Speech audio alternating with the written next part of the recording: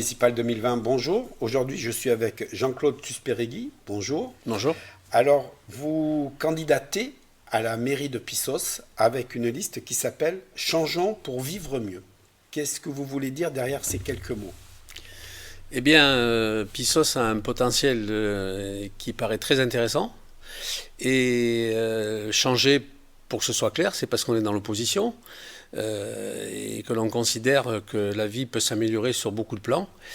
Et tout part, à mon avis, de l'humain. Alors, ce n'est pas une promesse molle, c'est simplement déjà l'accueil, le sourire, qui est présent sur notre logo, vous l'avez remarqué. C'est parce que ça tranche avec l'ambiance actuelle. L'information est très mal diffusée, donc on n'arrive pas jusqu'aux habitants. De cette information, il faut bien la communiquer. Et nous, on va aller beaucoup plus loin que ça. Ça, déjà, n'existe pas suffisamment. On va aller beaucoup plus loin en consultant, en encourageant les initiatives, en améliorant, je dirais, l'accompagnement dans tous les domaines. Et également concrétiser tout ça, quoi. Mais tout ça avec les habitants. Alors on va faire un peu le tour justement de tout ce que vous leur proposez, qu'est-ce que vous voulez apporter à cette commune. Avant, peut-être de vous présenter pour que les gens savent qui y a derrière Jean-Claude Tusperegui. Qui êtes-vous? Alors, j'ai 68 ans, je suis un entrepreneur, un peu viscéral.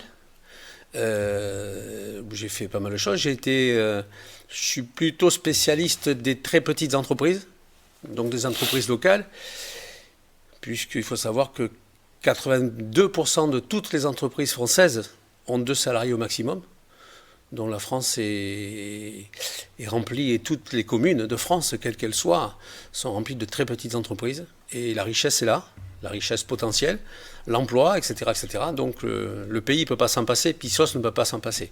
Donc nous avons mis au point sur cette partie-là d'économie locale tout un tas de mécanismes qui fonctionnent. On peut aider les entreprises à se développer. On a des résultats incroyablement positifs quand il y a des difficultés. On règle les difficultés en très peu de temps, très rapidement, parce qu'on entoure le chef d'entreprise, aussi petit soit-il, de compétences.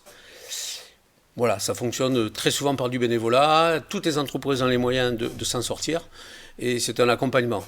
Ça va à l'encontre de ce que fait la France aujourd'hui, où on aurait plutôt tendance à vouloir former le chef d'entreprise à tout savoir faire lui-même. C'est une folie. Et voilà, donc le chef d'entreprise, s'il y a des choses qu'il n'aime pas faire, on a beau lui apprendre à parler au banquier, s'il n'aime pas et s'il n'ose pas, eh bien, il faut l'accompagner. Voilà, par exemple.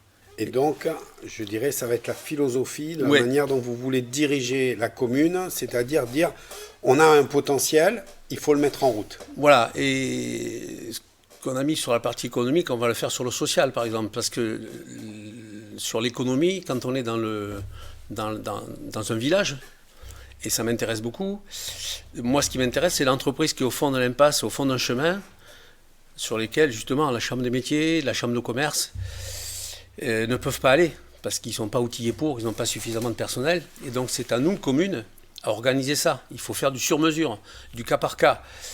Et cette philosophie dont vous parlez, qui est un point fort, il faut qu'on fasse pareil pour le social. Quand le conseil départemental des Landes parle de solidarité, de proximité, etc., etc., ils font des maisons. Il faut savoir que, tout le monde le sait ou à peu près, mais je le rappelle, 60% des budgets des départements sont consacrés au social, à la solidarité.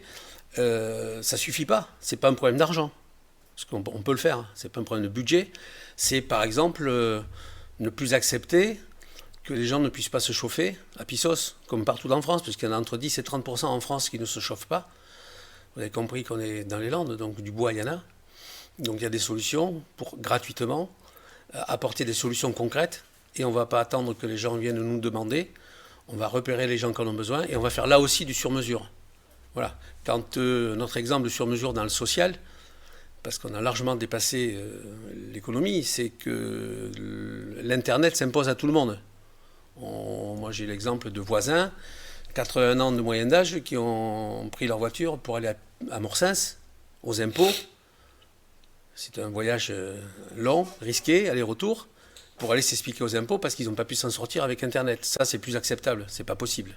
Donc, Notre voisine qui me dit Jean-Claude, est-ce que tu peux venir m'aider à prendre les billets de train? J'ai besoin d'aller voir ma fille, etc. Donc tous ces services-là qui n'existent pas, et qui n'existent d'ailleurs quasiment dans aucune commune, hein, enfin, on est assez innovant là-dedans, on va le mettre en place très concrètement, immédiatement, et on ne va pas demander aux gens de se déplacer à la mairie, on va se déplacer nous-mêmes. Et je me suis rendu compte à cette occasion que dans les quartiers de nos villages, il y avait des compétences où j'ai par exemple un monsieur de 76 ans qui est un retraité d'IBM qui m'a dit en s'amusant, je vais devenir, parce que le sourire est toujours présent chez nous, il a dit je vais devenir un sous-traitant de la mairie et il va aller dépanner les ordinateurs et aider les gens, etc. Voilà. Donc on est des incitateurs à l'entraide, nous sommes des facilitateurs et tout ça n'a pas de conséquences sur le budget. Évidemment, ça va changer complètement la vie. On va vivre beaucoup mieux. Voilà. Il y a plein d'autres exemples, mais là...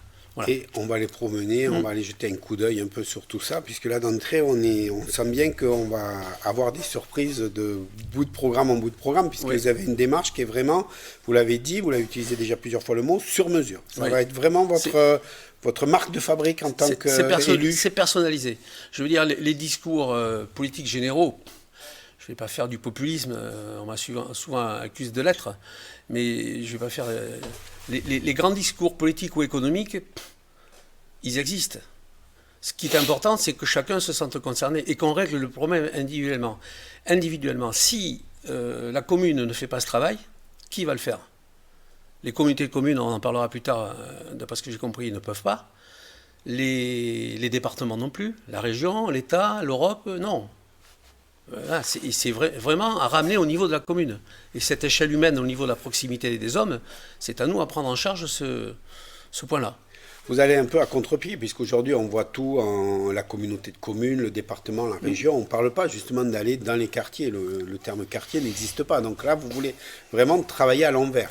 Oui, enfin à l'endroit pour moi, au niveau humain, mais effectivement à l'envers de ce qui se fait. Et je trouve que les gens ne sont pas assez révolutionnaire, assez innovant dans le bon sens du terme. Sortons des sentiers battus qui ne fonctionnent pas. Enfin, je crois savoir qu'il y a aujourd'hui de la misère qui grandit en France. Les Gilets jaunes l'ont exprimé comme ils ont pu, mais en tout cas, à la base, c'est une misère. Certains disent que c'est un manque de reconnaissance et ils veulent un peu de dignité. Il n'y a pas que des problèmes d'argent, mais c'est un problème humain. Et le problème humain, au-delà des grands discours, c'est s'occuper des individus. Voilà. Je ne connais pas d'autre solution. Et je rajouterai... Victoire par victoire. Je rajouterai concrètement. Et oui. Donc dans la signature, parce que vous avez parlé du logo, mais notre signature, c'est encourageons, accompagnons, concrétisons, nouvelles idées et initiatives. Voilà. Et le mot concret est très important parce que la demande de concret, on est à chaque fois secoué quand on rencontre les gens. Et j'ai rencontré beaucoup de gens pour recruter, on a eu beaucoup de mal à recruter. Il y a une espèce de peur sur la ville qui fait que, mais bon, il ne faut pas trop en parler, mais les gens veulent du concret. Et le concret, ça ne peut pas être un discours généraliste. Le concret, il est toujours individuel. Et on n'est pas 50 000 habitants, moins de 1500 habitants, on peut satisfaire tous les besoins. Alors, rapidement, puisque vous venez d'en parler, de la liste, ça a été compliqué à faire parce que justement, les gens ne sont pas prêts à s'engager ou ne sont pas prêts à aller contre des habitudes qui existent. Oui, il y a, je ne citerai pas de nom, il ne faut pas, mais il y a globalement des notables, des seigneurs locaux installés depuis des décennies qui font que les gens ont peur de s'engager. Le mot peur est revenu à chaque fois. Il y a au moins 50 personnes qui m'ont dit on vous soutiendra, mais on a peur, on n'y vient pas. Donc pour les commerçants, ça peut se comprendre. Parce que, enfin, je ne suis pas d'accord avec ce raisonnement, mais ça peut se comprendre et je l'accepte et je m'incline. Mais quand c'est le piscéen moyen, puisque ça s'appelle comme ça, ou la piscéenne moyenne qui dit ça et qu'on l'entend des dizaines de fois, ça m'inquiète. Donc on a eu beaucoup de mal à la constituer, cette liste. Beaucoup de mal, d'autant qu'on a démarré tard, parce qu'il y avait une fausse liste d'opposition et ça nous a fait perdre beaucoup de temps. Voilà. Donc aujourd'hui, elle est constituée. Et je peux vous dire que les gens qui sont sur notre liste ont tous individuellement du courage je l'avais déjà dit sur l'économie, ça. Mais quand on rentre, vraiment, quand on fait de la proximité avec les gens, les individus, la richesse qu'on a, c'est incroyable, quoi. On a un type qui est champion de France, 2 fois vice-champion d'Europe de canoë-kayak. On connaît Estanguet, mais il n'y a pas que lui. On a des gens qui, en termes de sécurité, ont des compétences nationales et reconnues à l'étranger, etc., etc., etc. Tout ça, c'est les gens qui sont sur ma liste. Et il y en a d'autres, hein, j'en oublie, mais ça serait trop long. Et les compétences qu'on a additionnées sont énormes.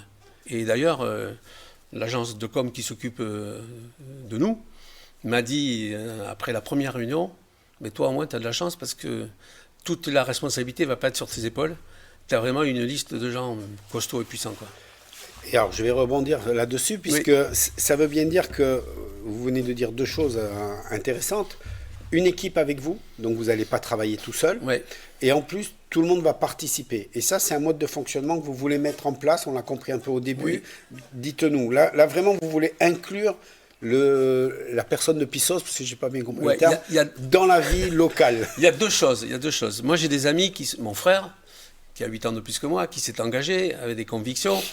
J'ai des amis qui se sont engagés, de la famille aussi, mon beau-fils, etc., qui se sont engagés dans des communes que je ne citerai pas, mais que je connais très bien, que ce soit dans les Landes ou en Gironde. Ils ont tous été déçus, parce qu'en fait, les communes, de manière générale, trop souvent en tout cas, sont dirigées par 2-3 personnes. Le reste, c'est pour faire joli, parce que la loi impose qu'il y ait un conseil municipal, mais ils participent quasiment à rien, si ce n'est au vote, et sur des décisions auxquelles ils n'ont pas participé. Même, je vais prendre un exemple très concret, sans citer, hein, mais quelqu'un qui est recruté pour ses compétences en informatique, et je peux témoigner qu'elles sont fortes, quand le maire prend une décision, il apprend à le consulter alors que c'est son propre adjoint. Et après, on lui demande de venir voter. Donc ça, c'est une tendance très surprenante, je ne m'y attendais pas. Et évidemment, on s'inscrit en faux. Et en plus, là, je n'ai pas le choix, parce que je vais me faire secouer par mes propres colistiers si je les oubliais. Là, je ne risque pas de les oublier. Et deuxièmement, et vous avez raison, les Pisséens et les Pissaines, donc les habitants, la population. Alors pourquoi ? C'est pas de l'humain, c'est un raisonnement a priori pragmatique. Le nombre de maires, hommes ou femmes, qui se plaignent de manquer de moyens, et qui arrêtent souvent, qui ne veulent pas se représenter parce qu'ils manquent de moyens, ben, pour moi, je suis un peu humain aussi, rassurez-vous, mais la population, c'est aussi une ressource quasiment financière. Parce que si vous savez les intéresser, si vous savez les écouter, si vous savez les encourager et les accompagner, avec nos moyens, et quelquefois c'est un peu un problème d'argent, je vais vous donner un exemple concret de ça. Et donc c'est une ressource qui nous évite des employés et qui donne des moyens supplémentaires à la commune. Je vais vous donner un exemple très concret.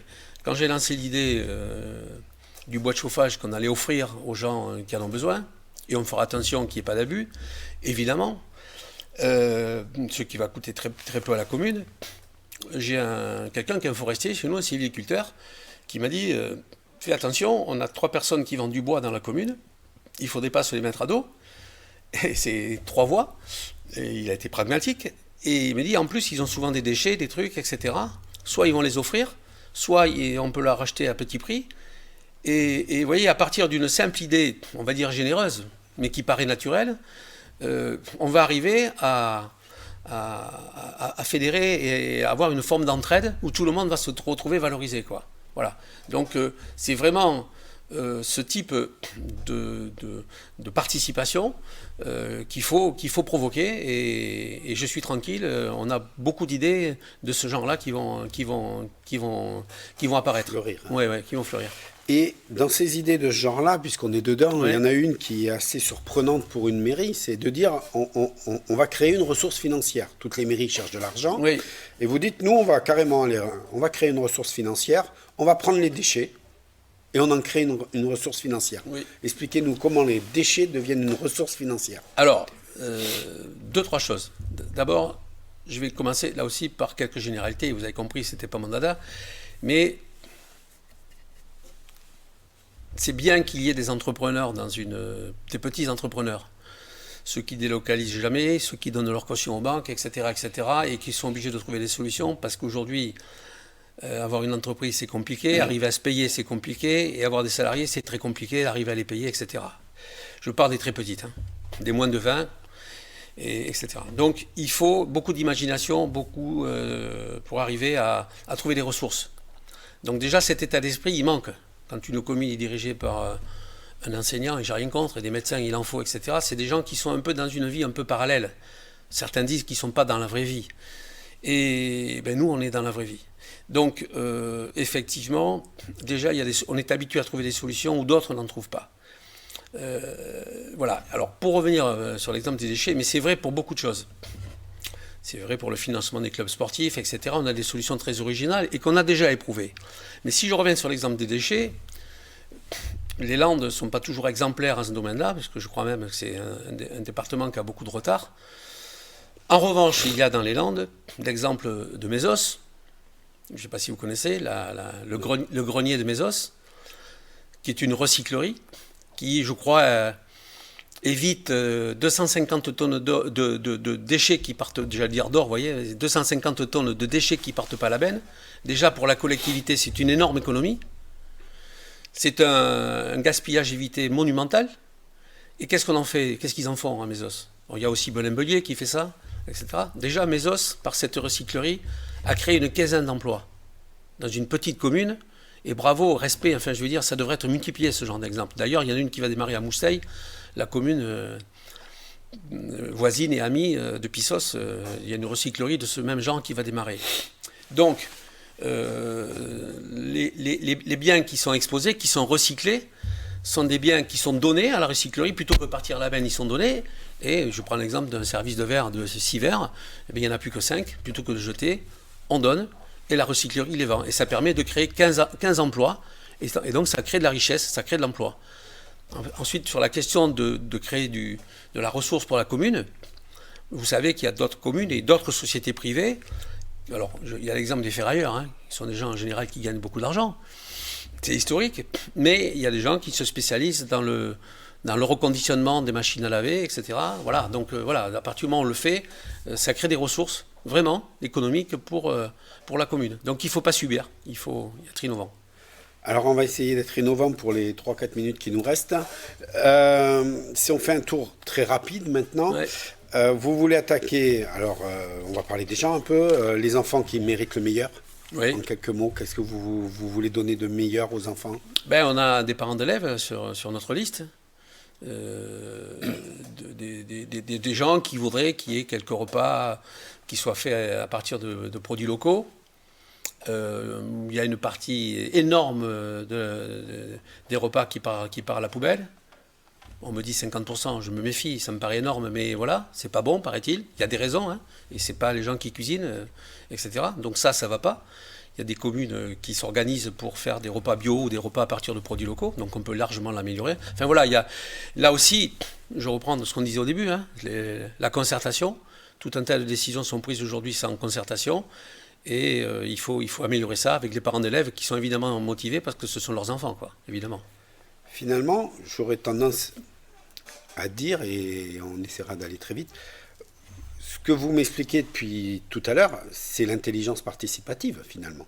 Voilà, exactement. C'est à la mode, alors les Gilets jaunes le réclament, quelquefois avec des sanctions sur les élus, etc. Pourquoi pas? Mais à la base, mettons en place... Alors, le mot qui est utilisé le plus fréquemment dans certains milieux, c'est l'intelligence collective. Certains disent, à deux, on est intelligent comme trois. C'est un raccourci qui est adorable parce que c'est clair. Et moi, dans l'économie, on a habitué à travailler un petit groupe de brainstorming, là, de remue-ménage. On dit un peu n'importe quoi et au bout d'une heure et demie, il est sorti des solutions que les chaînes d'entreprise ou que les gens concernés nous disent mais jamais on aurait imaginé qu'on aurait trouvé tout ça.